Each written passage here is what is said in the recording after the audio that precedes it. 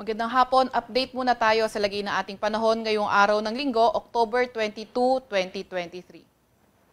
Sa kasalukuyan nga ay northeast monsoon nakakaapekto dito sa may northern Luzon, samantalang itong shear line naman nakakaapekto sa may silangang bahagi ng central pati na rin ng southern Luzon. Itong shear line ay inaasahan natin na magdadala pa rin ng maulap na papawirin, may mga kalat-kalat na pag-ulan, pagkidlat at pagkulog sa areas ng Metro Manila, sa may Central Luzon, sa may Calabarzon, pati na rin sa areas ng Isabela, sa may Quirino, pati na rin sa Nueva Vizcaya at Camarines Norte.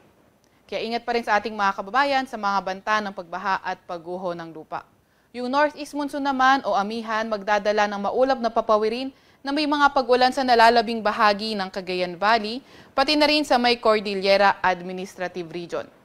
Cloudy skies with light rains naman, hatid pa rin ng northeast monsoon yung inaasahan natin sa may Ilocos Region. Sa nalalabing bahagi naman na ating bansa, better weather yung inaasahan natin kung saan may mga tsansa lamang tayo ng mga localized thunderstorms, lalo na tuwing hapon at sa gabi. Para naman sa lagay ng panahon natin bukas sa Luzon area, inaasahan nga natin yung northeast monsoon, patuloy pa rin na magdadala ng mga paulan dito sa may extreme northern Luzon, pati na rin sa mainland Cagayan.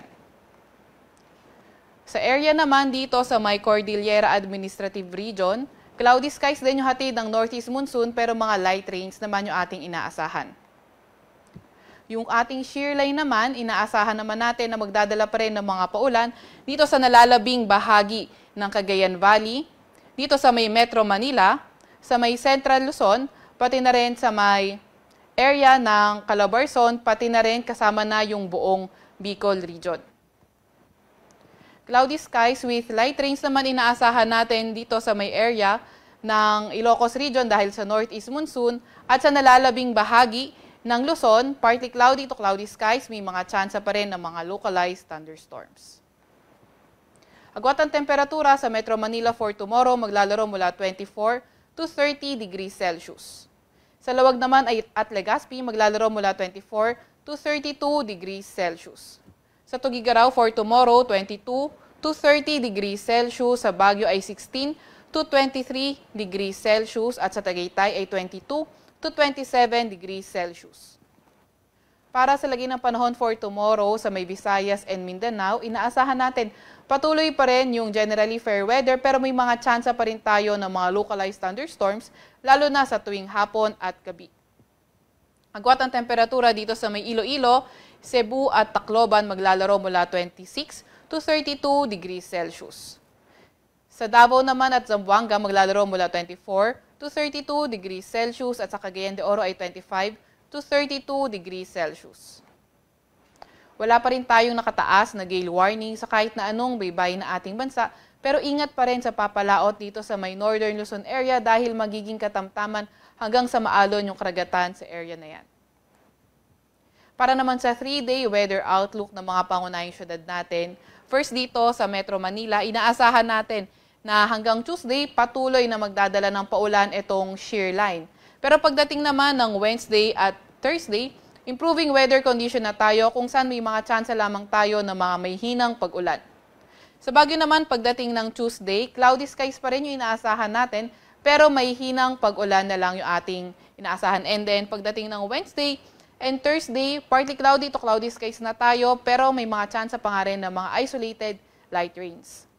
Sa Legazpi, naasahan natin na until Tuesday, posibleng magpaulan yung shear line, pero better weather condition na nga rin tayo pagdating ng Wednesday and Thursday kung saan may mga tsansa ng mga localized thunderstorms, lalo na tuwing hapon at gabi.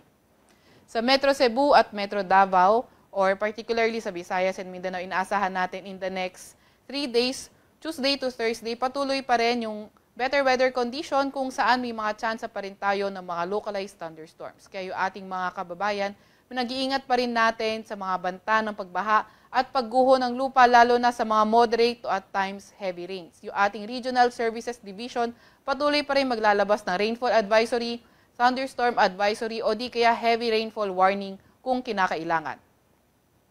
Ang araw ay lulubog mamayang 5:33 ng hapon at sisikat bukas ng 5:49 ng umaga.